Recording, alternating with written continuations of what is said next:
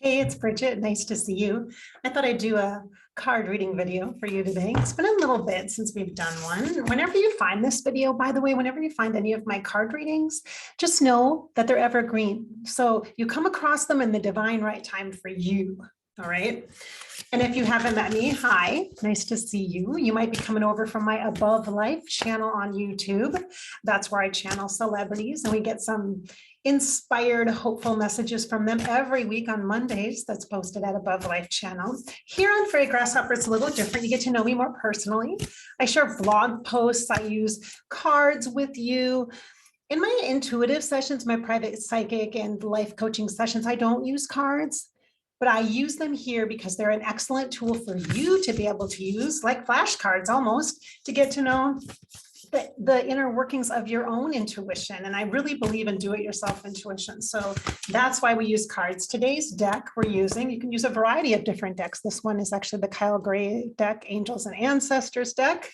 So we're going to use this one. Whoa, this one's very grounded. In fact, when I first purchased this deck, I didn't like it.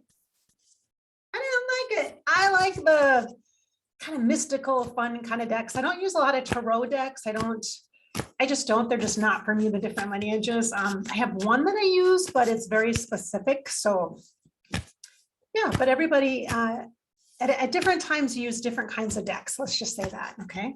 So let's do this. This is a hard one for me to use right now, probably because I don't feel very grounded. Let's just be honest. And it's Christmas time. It's December. That's why I have my little antlers sweater on here. All right, let's see here.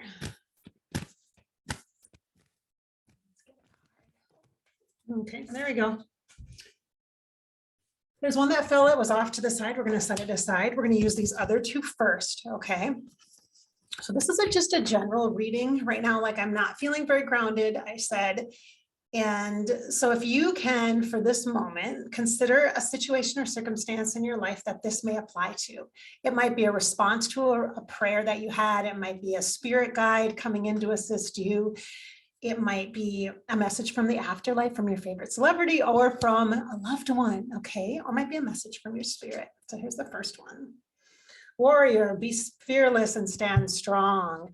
Usually, because I'm very clairvoyant, I use the psychic gift of my third eye for sight in all of the work that I do. Is just my go-to, you guys. Everybody's different, but that's my go-to. And so I focus on the pictures and the imagery. And so this one, it feels very androgynous to me, which I'm very drawn to the fluidity of gender at this point. I just feel like that right now. It just feels, everything feels very fluid and energetically. I think that's a representation of what's going on globally and connectedly, connectivity wise, I think for everyone. And our essence and our energy flow and processing, everything just seems really fluid and kind of flowing, which is a good thing, I think, but it feels a little gel-like. So it's a little sticky.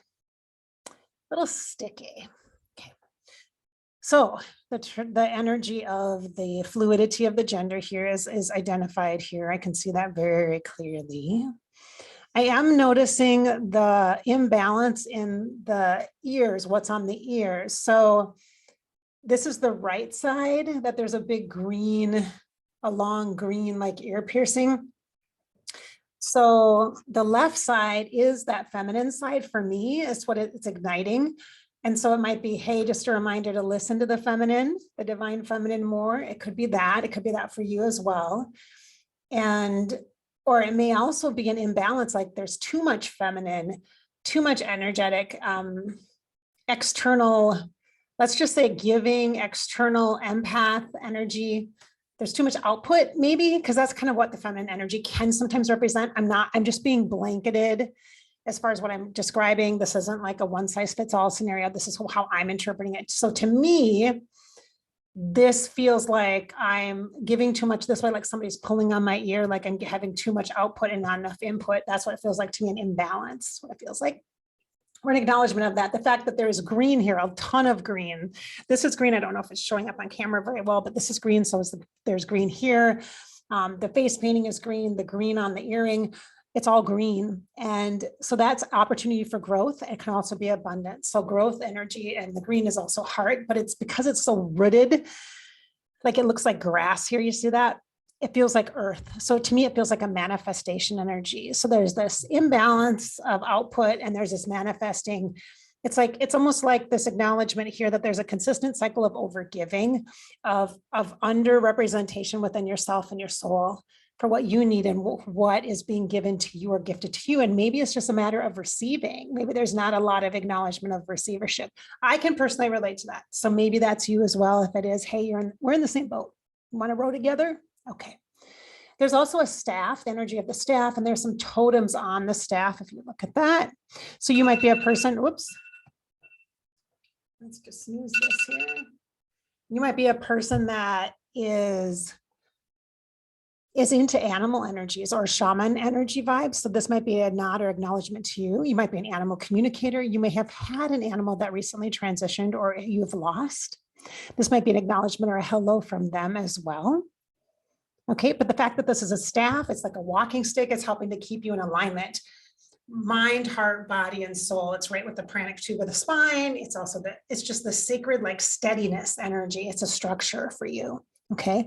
The fact that the face is painted over and above the eyes, not underneath, but the mouth is highlighted. It might be this energy of almost like this mask over the mouth, like there's an attention given to the mouth. So the structure of the speech, which could be a communication in general. So are you able to effectively communicate? Are you able to actually express yourself? There might be new ways that you seek to do that as you move forward, especially into the new year, into 2022.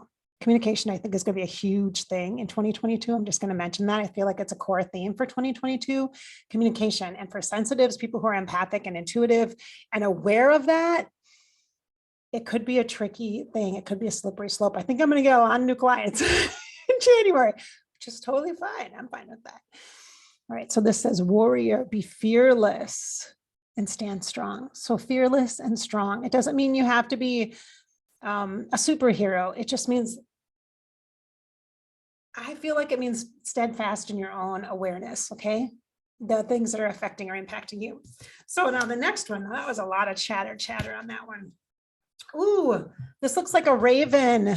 I like the energy of the ravens, or a crow or a magpie. This is mystic to me. And the fact that there's 4 leaves here is 4 pillars, which 4 pillars is a tool that I use in my work to help create safe and sacred space. It's good for clearing. It's good for giving you a sacred structure of things, 4 pillars. So that's what this represents. 4 pillars of light to support you, guide you, connect you, and protect you.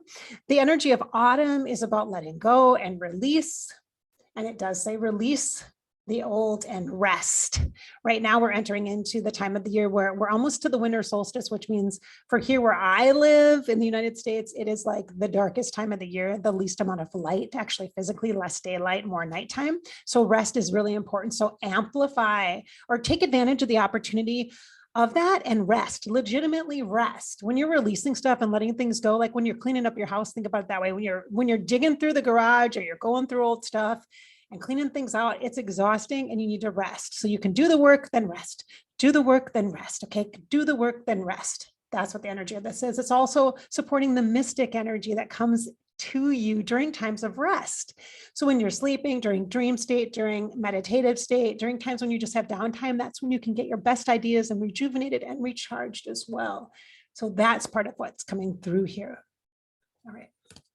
Now, finale, the last card of this Angels and Ancestors deck, which I will link below. I always put in resources for different kinds of card decks, because depending upon where you're at and what you're working on, you might want different decks. If you get a deck and it doesn't work for you, don't get rid of it. Keep it, because sometimes like 3 years later, you will use it, because that's what happened with this deck for me. Years later, I used it. Okay. So, oh, this is perfect. Hello. This is the image of the deck, which probably means get a card deck. If you don't have one, just get one. It's not a big deal. Use the Denise Linn decks. They're super, especially like the Gateway Oracle cards, Soul Coaching cards, even Sacred Traveler. You can use those at work. Like nobody's going to look at you sideways. That's totally fine. Just put them in your car, whatever. Okay. It's positive inputs. It's positive vibes, right? Okay. So this one says animal guardian, trust your instincts. What this feels like to me though, is just, I'm not even looking at the words. It might be important for you. Maybe. To me, the word trust is huge. It's really big. It's been a core theme for me this year, really big. It's connected to solar plexus, the spirit. It's a piece of the structure. And that's what this is. It's unity. It's all of the information and resources that you have that you maybe even don't know that you have. And that's part of what this reading is about for you, my friend. It's about knowing that you have the support of your healing helpers, your spiritual support team, and the universe, God, source, creator. You have the support.